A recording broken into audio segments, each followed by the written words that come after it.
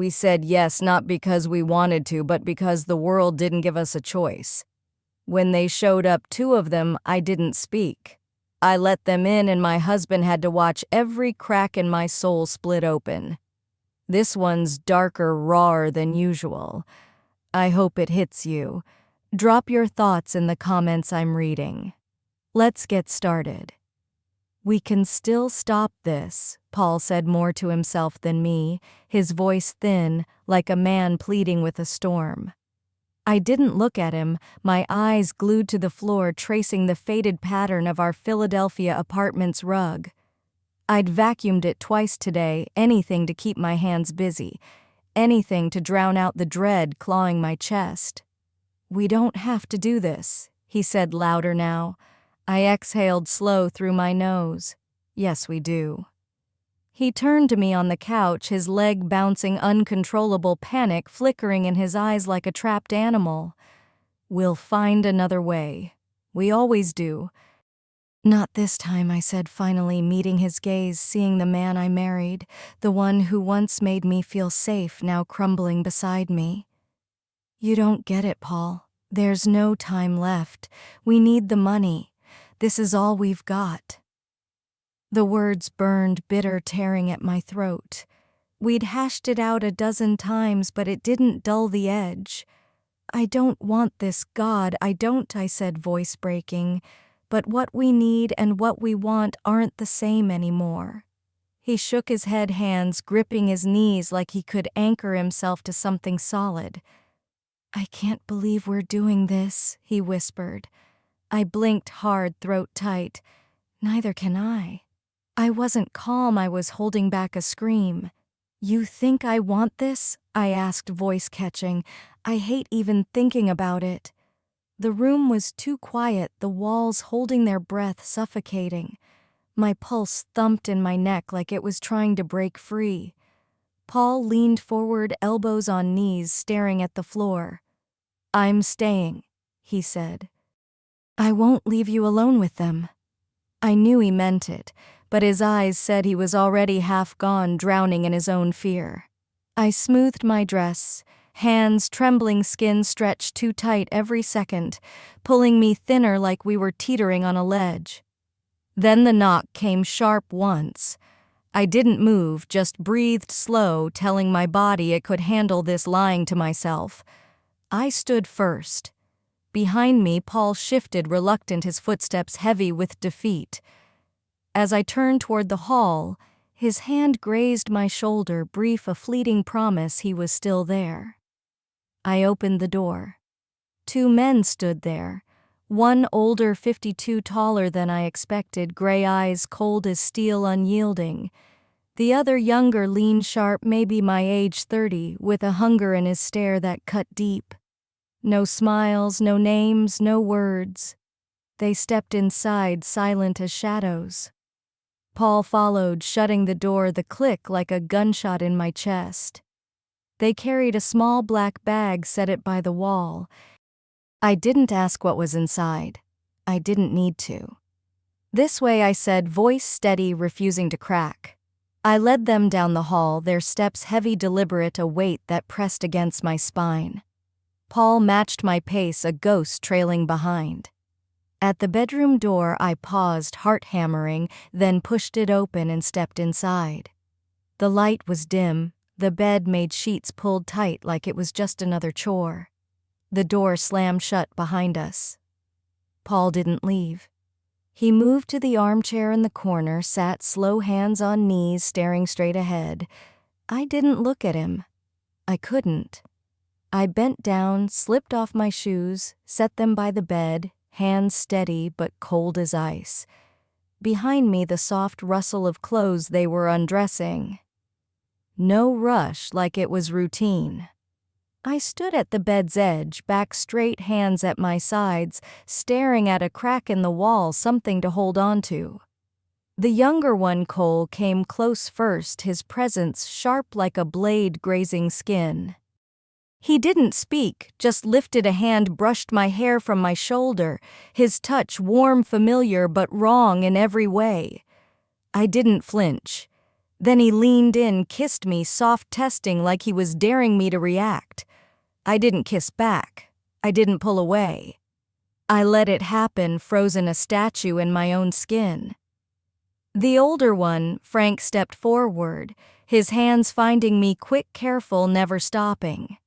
My dress slipped from my shoulders, fabric pooling at my feet, exposing me to the air, to their eyes.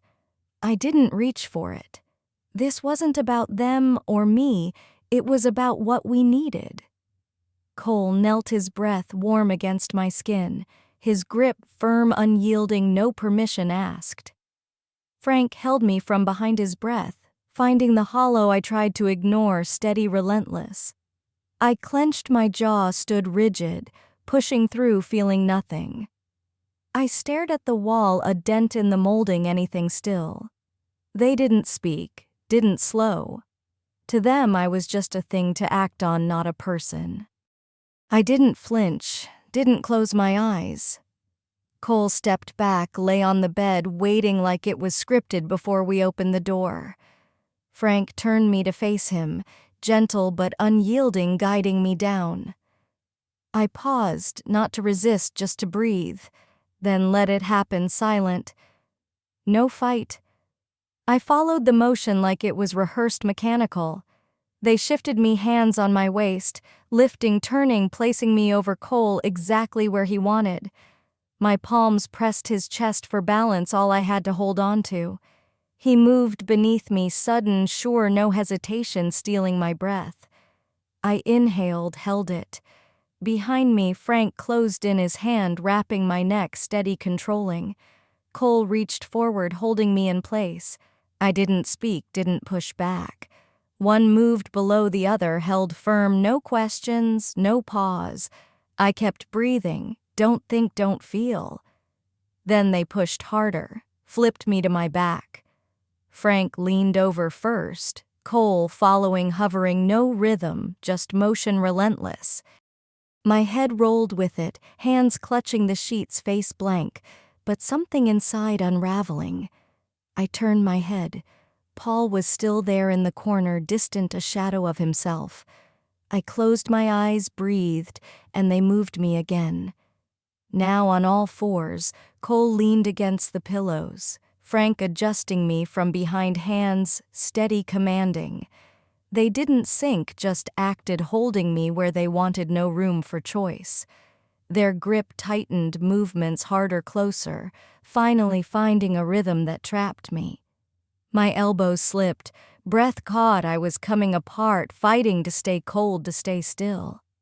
I tried to hold on, just one more second, but I couldn't. I broke, trembling, unraveling their hands, consuming what was left. Their pace didn't falter like my collapse meant nothing.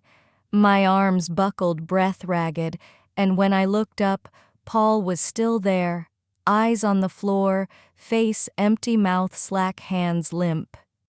He hadn't left, but something in him was drifting, not from the room, from me. I looked away, but they didn't. They adjusted me, wordless, mechanical. Frank stepped back. Cole slid beneath, guiding me into place like it was practiced. My knees shook, carrying the weight of what they'd taken. I tried to steady my breath, to claw back control, but Frank pressed close from behind, deliberate, his hands slow, guiding with careful pressure. I gasped, hands gripping Cole's chest, searching for balance. He pushed upward, measured, relentless, bending my spine.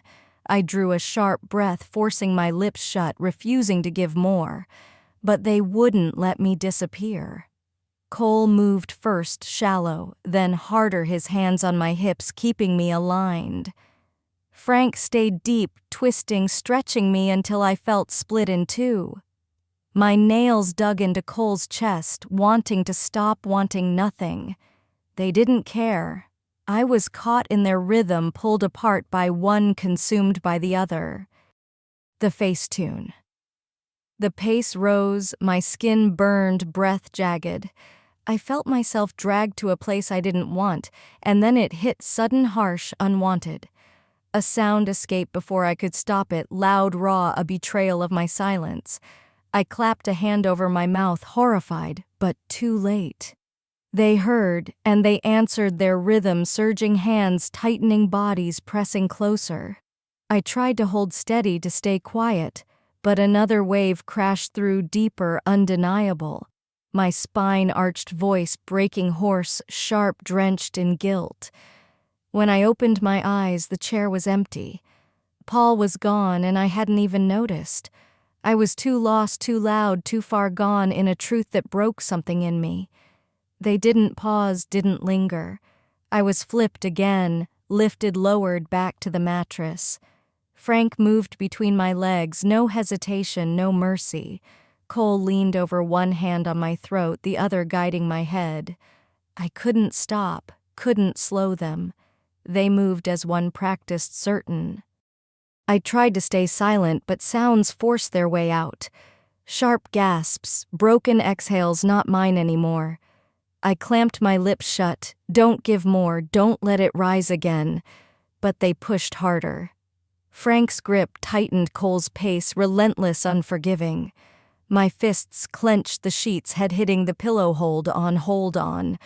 But I broke again, a flood unstoppable, my body arching, throat open, a primal sound tearing free. Then silence. I collapsed, boneless, breathless, empty. I didn't remember being lifted, just suddenly held between them, their rhythm unbroken, my limbs limp, nothing left to fight with. They didn't stop their weight, their push, taking everything. I didn't rise. I was shattered. When my voice broke free again, the last of my strength went with it. Frank's grip tightened, his breath heavy in my ear. Cole's arms locked, pulling me close, a low groan escaping. Then they released. I fell to the bed, trembling, raw, hollow. I couldn't move, chest heaving, fragile, empty. As their warmth left my skin, shame flooded in, sharp, relentless. They dressed in silence. The door opened, closed, and I was alone, not just empty, but ashamed of how much I'd given. That's the story, darker, heavier than usual. I want your thoughts. Did it work, or was it too much? Drop a comment, I'm reading.